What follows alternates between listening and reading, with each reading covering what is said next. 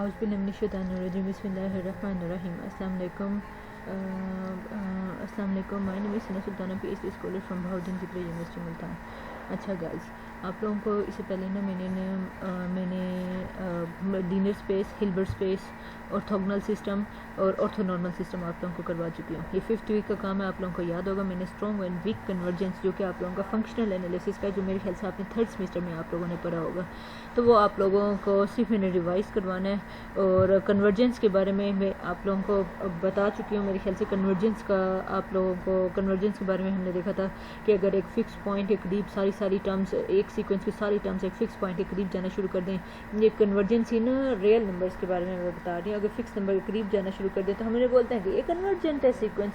और convergent sequence के बारे में बड़े इंपॉर्टेंट MCQs आते हैं पेपर में कि कन्वर्जेंट सीक्वेंस के जो सब सीक्वेंस होते हैं वो भी 100% कन्वर्ज कर रहे हो तो उसी लिमिट पॉइंट को। एक तो ये बात, दूसरी बात इसके बारे में ये है कन्वर्जेंट सीक्वेंस जो होते हैं वो बाउंडेड होते हैं। और एक और हाँ, कन्वर्जेंट सीक्वेंस जो होते हैं वो कॉशी होते हैं। और every convergent sequence is Cauchy but converse is not true. और हर कॉशी जो है वो कन्वर्जेंट नहीं होता। अगर ऐसा हो जाए कि हर कॉशी सीक्वेंस वो कन्वर्जेंट सीक्वेंस बन जाए तो हम उसे बोलते हैं कंप्लीट मीट्रिक स्पेस बोलते हैं। तो इस तरह से ये छोटी मोटी चीज़ें आपसे इंटरव्यूज़ में भी पूछी जाती हैं और आपसे वहाँ पे भी पूछी जाती हैं। तो अब ये सवाल पैदा होता है, ये आपने फंक्शनल एनालिसिस में आप लोगों ने वीक एंड स्ट्रॉन्ग कन्वर्जेंस पढ़ा होगा। तो आज मैं इसको ना आपको प्रॉपर डेफिनेशन भी बताती हूँ और इसके बारे में आपको एक्सप्लेनेशन भी देती हूँ। और इससे पहले मैंने कन्वर्जेंस एनालिसिस के ऊपर ना एक लेक्चर बनाया था, वो आपको मेरे यूट्यूब के चैनल पे मिल जाएगा, वहाँ से जाके आप लोग देख लीजिएगा। तो वो अभी यहाँ पे कन्वर्जेंस को डिस्कस करने का टाइम नहीं है। मैं आपको आपका टॉपिक बताती हूँ कि स्ट्रॉन्ग एंड वीक कन्वर्जेंस हमारे पास क्या होता है। चलो आज स्ट्रॉन्ग कन्वर्जेंस, इसकी डेफिनेशन आपके सामने। आज सीक्वेंस एक सीक्वेंस है, ठीक है, और ये XN का मतलब है रियल नंबर्स का सीक्वेंस है इन अ नॉर्म स्पेस। अच्छा, अगर नॉर्म स्पेस के अंदर है, इसका मतलब नॉर्म स्पेस के तो सारे एलिमेंट्स वेक्टर्स होते हैं। अच्छा, अब ये सारे वेक्टर्स का सीक्वेंस चलता आ रहा है इन अ नॉर्म। ये देखें, ये X और नॉन एम्प्टी सेट X होता है और ये नॉर्म होता है। ये आप लोग वहाँ पर देख चुके होंगे। Is said to be strongly convergent, या हम इसे बोलते हैं कन्वर्जेंस इन नॉर्म। इफ़ क्या है, ये कंडीशन होल्ड करे। और ये कंडीशन आप लोगों ने रियल एनालिसिस 2 में ये आप लोगों को याद होगा, वहाँ पे हम क्या करते थे, सीक्वेंस ऑफ फंक्शंस की कन्वर्जेंस डिस्कस करते थे आप लोग।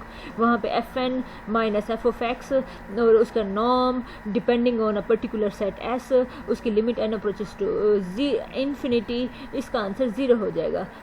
तो ये हमारे पास कन्वर्जेंस की उसने डेफिनेशन लिख ली है। अब कन्वर्जेंस का ये है कि आपका XN जो है किसी एक पर्टिकुलर पॉइंट X को, और इस X के बारे में ये भी बात आपसे उस पर पूछी जाती है किसमें, आपका ये जो जिसको कन्वर्ज कर रहा है वो पॉइंट 100% आपके X में बिलोंग करना चाहिए।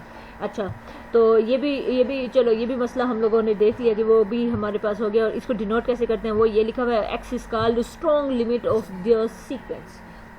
तो ये सारा कुछ आपको बता दिया। स्ट्रॉन्ग कन्वर्जेंस क्या होती है वो आपको बता दिया। और इसकी मैथमेटिकल डेफिनेशन दूसरी वाली भी आप लिख सकते हैं। For every epsilon there exist N such that यही ये जो इनका norm less than epsilon whenever n greater equal capital N. तो आप इस तरह से भी लिख सकते हो। तो ये खैर स्ट्रॉन्ग कन्वर्जेंस की डेफिनेशन थी। अब आपको बता देती हूँ आम अल्फाज में स्ट्रॉन्ग कन्वर्जेंस क्या होती है। आप लोगों ने इससे पहले वो जो कन्वर्जेंस पढ़ी थी वो थी रियल लाइन में। अच्छा, फिर इसके बाद आपने कन्वर्जेंस पढ़ी थी वहाँ पर रियल एनालिसिस 2 में। उसमें कन्वर्जेंस आपने पढ़ी थी फंक्शंस में, सेट ऑफ फंक्शंस में, एन वेरिएबल्स के फंक्शन में हमने पढ़ी थी।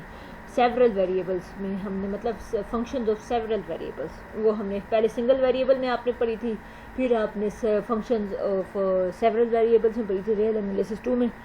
अब आप लोगों को ये पढ़ाया जा रहा है, क्या पढ़ाया जा रहा है, सब्जेक्ट मैथमेटिकल मेथड 2। इसमें आप लोगों को बताया जा रहा है कन्वर्जेंस। अगर वो कन्वर्जेंस थी रियल लाइन में, रियल एनालिसिस 1 में, फिर कन्वर्जेंस आपकी थी RN में। अब आपकी कन्वर्जेंस है नॉर्म स्पेस में। अगर आपकी कन्वर्जेंस सिर्फ आपका स्पेस चेंज हो रहा है, अगर स्पेस आपका R है तो वो उसे बोल देंगे रियल सीक्वेंस।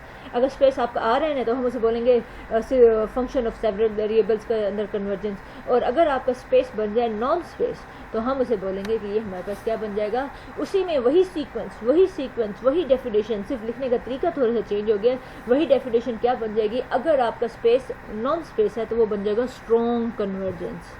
तो खैर स्ट्रॉन्ग कन्वर्जेंस की आपको डेफिनेशन बता दिया। अब आपको वीक कन्वर्जेंस की डेफिनेशन बताती हूँ। वीक में ये कहता है कि एक तो सीक्वेंस है नॉर्म स्पेस के अंदर is said to be weakly convergent if वही एक्स जो यहाँ तक तो सारी बातें सेम सच डैट। अब आगे ज़रा गौर से देखो, अब वो ये कहता है for every f belongs to x dash जो है वो डुअल स्पेस है। अब डुअल स्पेस क्या है, ये आप लोगों के पास असाइनमेंट है, आप लोगों ने चेक करना है कि डुअल स्पेस क्या होती है। आप लोगों ने मुझे असाइनमेंट में बताना है डुअल स्पेस और उसकी कुछ प्रॉपर्टीज़ बताई, बल्कि उसकी सारी प्रॉपर्टीज़ आपने बतानी है। आपने ये आप लोग सर्च करेंगे तो आप लोगों को मिल जाएगा, कोई मुश्किल नहीं है। ये आपको वर्चुअल यूनिवर्सिटी के उसमें जाएंगे तो वहाँ पे आपको फंक्शनल एनालिसिस का कोर्स मिलेगा, वहाँ पे भी आपको पता चल जाएगा डुअल स्पेस क्या होती है, उसकी प्रॉपर्टीज़ क्या होती हैं, वो सारी की सारी आप लोगों ने लिख कर मुझे असाइनमेंट में देनी है। VU ओपन कोर्स जब सर्च करोगे ना तो ये वो यूनिवर्सिटी का पेज खुल जाएगा, वहाँ से जाके डुअल स्पेस खोलिएगा और उसे समझ कर आप आके मुझे असाइनमेंट बना के देंगे। तो ये डुअल स्पेस आप लोगों के पास हो गई है असाइनमेंट। तो फिर ज़रा हम देखेंगे जब डुअल स्पेस आप लोग पढ़ लेंगे तो आपको पता चल जाएगा कि ये डुअल स्पेस में सारे के सारे फंक्शंस खड़े होते हैं। अब देखें, ये देखें वही नॉर्म स्पेस है, वही सीक्वेंस है, वही लिमिट पॉइंट है, सिर्फ फ़र्क ये हो गया है कि अब आपका वो direct x n approaches to x नहीं हो रहा, अब आपका एफ ऑफ एक्स एन मतलब ये पूरा का पूरा सीक्वेंस इसी फंक्शन में एफ में पुट किया जा रहा है और अब चेक किया जा रहा है, लिमिट लगाई जा रही है एन अप्रोचेस टू 0, क्या आंसर एफ ऑफ एक्स निकलता है। मतलब ये देखें अगर यहाँ पे भी एक्स एफ अप्लाई कर दें, यहाँ पे भी एफ अप्लाई कर दें, ये सीक्वेंस के इनफाइनाइट मैनी पॉइंट्स हैं। पहले क्या हो रहा था कि एक्स का हर पॉइंट एक्स के करीब करीब जा रहा था, x1 एक्स के करीब जा रहा था, x2 x3 ये सारे उसके एक्स के करीब जा रहे थे। अब एक्स डायरेक्ट एक्स नहीं, F of x1 F of x से करीब जाएगा, F of x2 F of x से करीब जाएगा, F of x3 and so on. ये सारी फंक्शनल वैल्यूज़ अगर फंक्शन एफ ऑफ एक्स के करीब आना शुरू हो गई तो हम इन्हें बोलते हैं कि ये हमारे पास वीक कन्वर्जेंट है। चलो एक और चीज़ ज़रा गौर फिक्र करो, आपको पता है सारे एक्सिस कहाँ खड़े होते हैं, एक्स एक्सिस पे, और सारे फंक्शनल वैल्यूज़ वो कहाँ खड़ी होती हैं, वाई एक्सिस पे।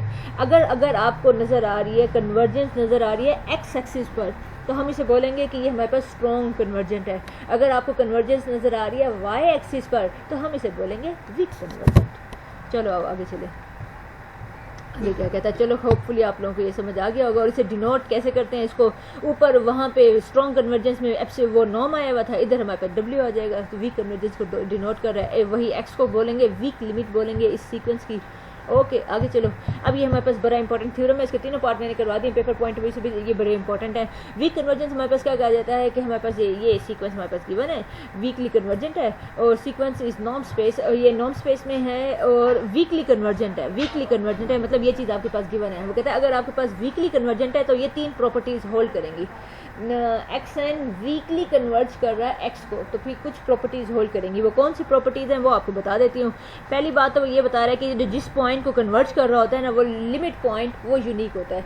हाँ, ये कन्वर्जेंस का तो शुरू से रूल चलता आ रहा है, रेल 1 में भी यही था, रेल 2 में RN में भी यही था, और अब आपको यहाँ पे भी वही प्रॉपर्टी बताई जा रही है कि आपको जो लिमिट पॉइंट है वो क्या होगा, वो यूनिक होगा। अच्छा चलो ठीक है, यूनिक शो करना है, ये इसको वेरीफाई अभी करवाते हैं। और फिर अब वही बात मैंने थोड़ी देर पहले बताई थी, अगर आपका सीक्वेंस कन्वर्ज कर रहा है तो उसके जितने भी सब सीक्वेंस हैं वो सारे के सारे कन्वर्ज करेंगे। यहाँ पे भी वही बात हो रही है, every subsequence of this converges weakly to this. वहाँ पे फिर थोड़े से डिफ़िकल्ट होते थे, यहाँ पे देखो हम पिछली प्रॉपर्टीज़ यूज़ करके इन्हें छोटा छोटा प्रूफ कर लेंगे, कितना आसान बन जाएगा।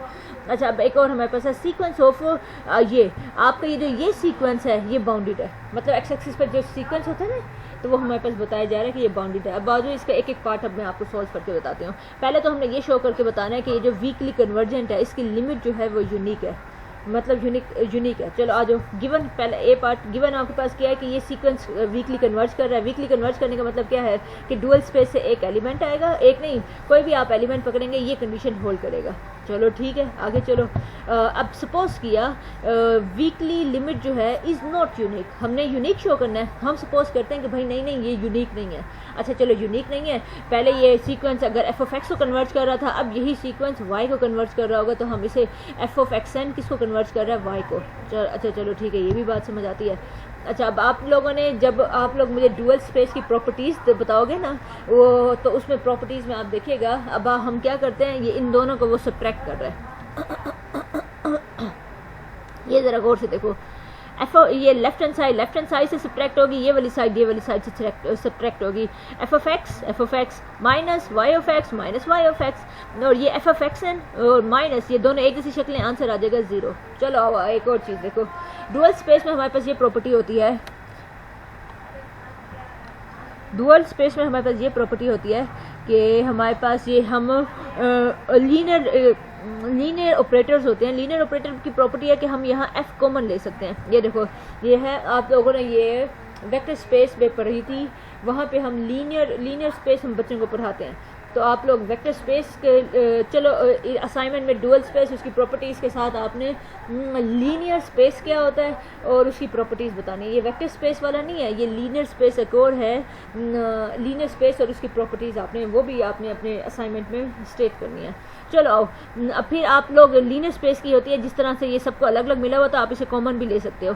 अब अगले इसी तरह लीनियर स्पेस की ही डेफिनेशन है, एल ऑफ एक्स 0 होता है, तो इसका मतलब क्या होता है, अंदर वाला जो वेक्टर होता है वो इक्वल टू 0 होता है। अंदर ये एफ ऑफ एक्स, ये अगर ये देखो ये वाली चीज़ इक्वल टू 0 है, ये उसने लिख दिया। अच्छा, अब एफ ऑफ एक्स यही लीनियर की एक और प्रॉपर्टी भी यही है कि यहाँ पे अगर जो फंक्शन होता है, जो ऑपरेटर होता है, अंदर कोई भी अगर इनपुट होता है, अगर उसका आंसर 0 है, इसका मतलब है अंदर वाला ऑपरेटर भी इक्वल टू 0 है। ये लीनियर स्पेस की प्रॉपर्टी है, ये भी आप लोग ज़रा देखिएगा। ये देखो ये अच्छा, ये x अंदर वाला ऑपरेटर इक्वल टू 0, अब ये x इधर माइनस का है, उधर जाके प्लस का हो जाएगा। देखो हमने दोनों लिमिट सेम कर दी कि x और y दोनों को सेम कर दिया, दोनों कोई अलग अलग नहीं है। तो अब मैं आगे चलती हूँ दूसरा पार्ट पे। दूसरा पार्ट हमें क्या कहता है कि हमारा जो सीक्वेंस था वो, हाँ, उसके सारे सब सीक्वेंसेस वो हमारे पास कन्वर्जेस होंगे। तो आपके पास गिवन है कि ये सीक्वेंस वीकली कन्वर्जेंट है। वीकली कन्वर्जेंट का मतलब हम इस तरह से लिख सकते हैं। अच्छा चलो ठीक है। अब एक और चीज़ हमारे पास क्या है, इसके बारे में अगर हम इस सीक्वेंस को देखें, ये सीक्वेंस है ना, इसमें n1 रखो पहली वैल्यू, n2 रखो दूसरी वैल्यू, तीसरी वैल्यू, चौथी वैल्यू, ये एक सीक्वेंस बन जाएगा। अब इस सीक्वेंस को ज़रा गौर से देखो। आप देखो फंक्शन में जब हम कोई इनपुट देते हैं तो वो हमारे पास क्या बन जाता है, एक फंक्शन में इनपुट दोगे तो आपको रियल फंक्शन है ना ये, तो आपको एक रियल नंबर मिलेगा। आप x1 रखो एक नंबर, x2 रखो एक और नंबर, x3 चलता xn कभी ख़त्म नहीं होंगे। तो यहाँ एफ ऑफ एक्स की भी इतनी सारी इनफाइनाइट मैनी वैल्यूज़ आएंगी। तो इसका मतलब है 100% ये एक सीक्वेंस बन रहा है, सीक्वेंस ऑफ रियल नंबर्स। यहाँ पे अब बस उसी चीज़ को हम लोग यूज़ करेंगे। अब आपने खुद कहा है कि ये जो ये है सीक्वेंस कन्वर्ज कर रहा है, इसको आप खुद कह रहे हो ये जो ये सीक्वेंस है इस कन्वर्जेस टू कन्वर्जेंट सीक्वेंस। ये कन्वर्जेंट सीक्वेंस है क्योंकि ये किसी एक पॉइंट को कन्वर्ज कर रहा है, ये क्योंकि रियल सीक्वेंस था और ये किसी को कन्वर्ज कर रहा है, तो यस ये कन्वर्जेंट सीक्वेंस है। अब आपने रियल नंबर्स के कन्वर्जेंट सीक्वेंस में एक फार्मूला पढ़ा था कि अगर सीक्वेंस कन्वर्जेंट होता है तो उसके सारे सब सीक्वेंस भी कन्वर्जेंट होते हैं उसी पॉइंट को। तो यहाँ पे उसने वही चीज़ लिख दी, उसने यहाँ रीज़न बताई कि ये जो ये सीक्वेंस है कन्वर्जेंट सीक्वेंस है of reals of scalars, so all its subsequence will convergent to the some limit, वो किसी ना किसी लिमिट को कन्वर्ज करेंगे।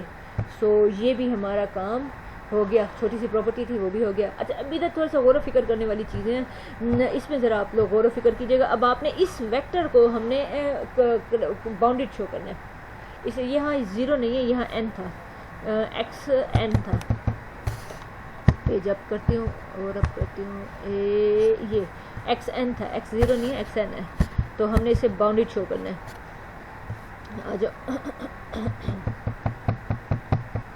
आ जाओ। अब इस आपने यूज़ किया कि आपके पास गिवन है कि वीकली कन्वर्जेंट की ये डेफिनेशन है। अच्छा, अब आपको ये गिवन है कि ये हमारे पास सीक्वेंस ऑफ स्केलर्स है। अब आपको पता है सीक्वेंस ऑफ स्केलर्स के बारे में मैंने आपको स्टार्ट में ही बता दिया था, इसकी लिमिट यूनिक होती है। अच्छा, दूसरी बात इसके जितने भी सब सीक्वेंसेज होंगे वो सारे कन्वर्जेंट होंगे। अच्छा, तीसरी बात कि ये जो ये सीक्वेंस है ये बाउंडेड होगा। अच्छा, बाउंडेड भी होगा, इसके सारे सब सीक्वेंस कन्वर्जेंट होंगे, इसकी लिमिट भी यूनिक होगी और ये कॉशी सीक्वेंस होगा। ठीक है, अब देखते हैं वो क्या क्या यूज़ करता है। वो ये कह रहा है कि सीक्वेंस ऑफ स्केलर्स है, तो स्केलर्स में तो वो बाउंडेड होता है, तो ये उसने बाउंडेड वाला यूज़ कर लिया। वो बाउंडेड होने का मतलब क्या है, ये जितनी भी टर्म्स हैं किसी एक नंबर से छोटी होंगी। चलो ठीक है, वो भी इसने लिख लिया। अच्छा, अब यहाँ वो एक मैपिंग बना रहा है। वो मैपिंग क्या है वो आपको बता देते, जिसे वो कैनोनिकल मैप बोल रहा है। वो ये कर रहा है, एक्स के वेक्टर्स उठाता है और हमें आउटपुट ये देता है। अब ये क्या है आउटपुट, ये अब आपको बता देती हूँ। एक्स पहले जाता है, एक्स उसमें एक्स गया एक्स डुअल स्पेस में, डुअल स्पेस फिर जाता है ये एक्स डबल डैश में, मतलब वो जो वो डुअल स्पेस भी वेक्टर स्पेस होता है ना, किसी भी वेक्टर स्पेस नॉन स्पेस का आप डुअल स्पेस बना सकते हो। अब ये जा रहा है डुअल स्पेस में, अब वो क्योंकि वो जो डुअल स्पेस है वो भी वेक्टर स्पेस की सारी प्रॉपर्टीज सेटिस्फाई करता है, नॉन स्पेस की सारी प्रॉपर्टीज, तो इस मतलब है उस एक्स डैश का भी आप डुअल बना सकते हो।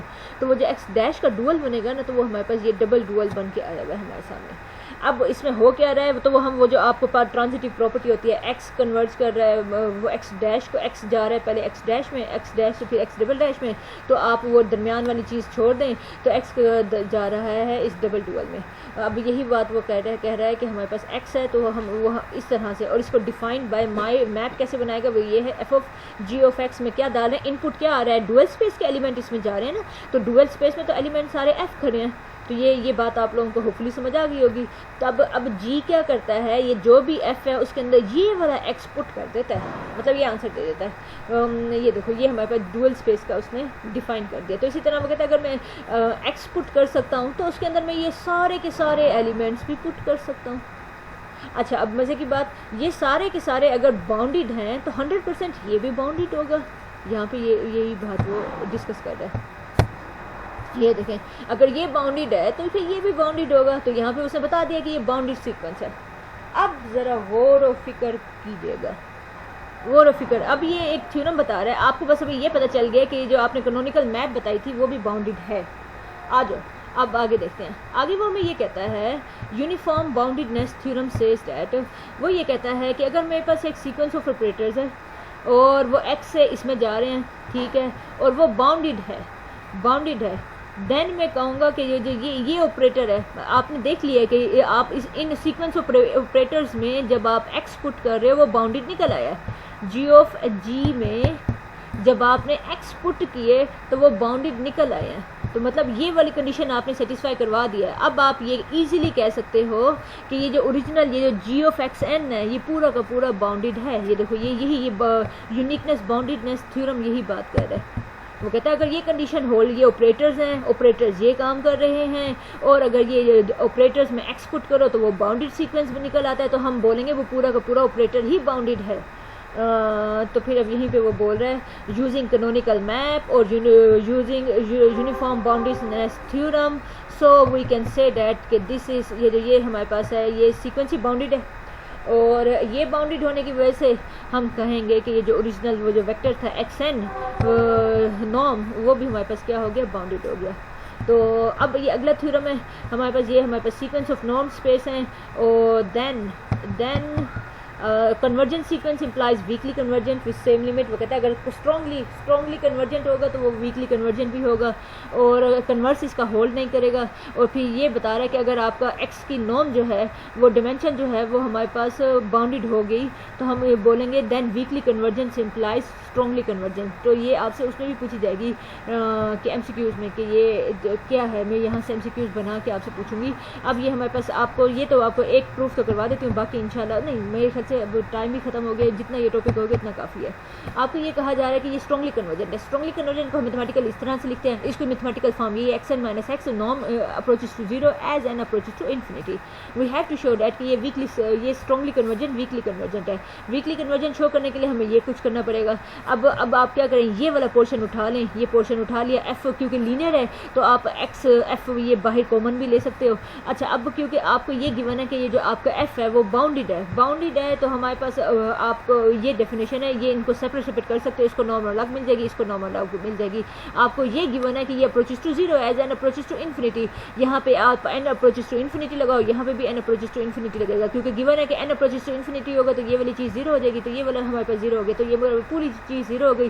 तो हमने इजीली शो कर दिया कि हमारे पास एक्स एन जो है वो अप्रोचेस टू जीरो हो गया, और as n approaches to zero तो हमारे पास वीकली कन्वर्जन की भी हमारे पास प्रॉपर्टी सेटिस्फाई हो गई है। चलें ठीक है बच्चों, अब मैं मिलती हूँ इंशाल्लाह नेक्स्ट लेक्चर में, तब तक अपना बहुत ज़्यादा ख्याल रखिएगा। अल्लाह हाफ़िज़।